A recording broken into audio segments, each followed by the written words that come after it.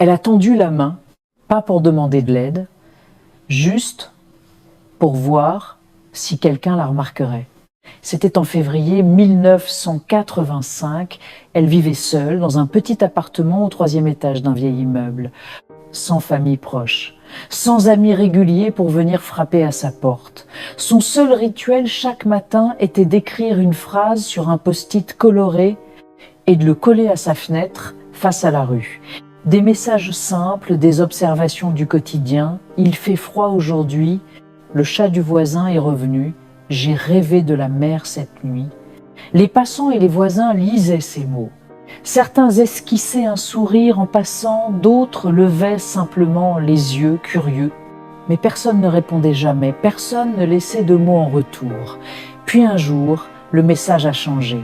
Elle a écrit « Je ne me sens pas bien ». Le lendemain, un autre post-it, plus tremblant. « Je crois que je vais rester au lit ». Et puis, plus rien. La fenêtre est restée vide. 3 jours plus tard, un jeune facteur, intrigué par ce silence soudain, a décidé de monter. Il a frappé à la porte du 3e étage, pas de réponse. Il a tourné la poignée. Étonnamment, la porte n'était pas fermée à clé.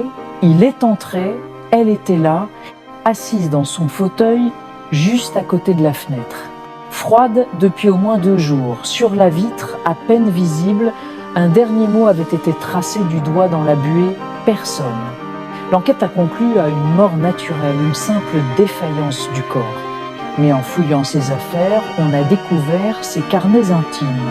Sur une des dernières pages, elle avait écrit cette phrase « Parler, c'est exister. Être lu, c'est exister 2 fois.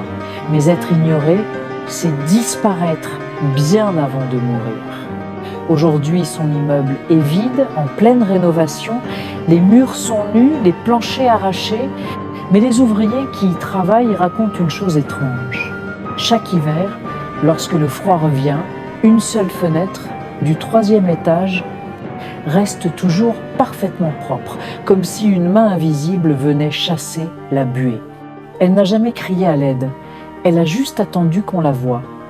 Et le monde a continué sa route, sans jamais vraiment lever les yeux.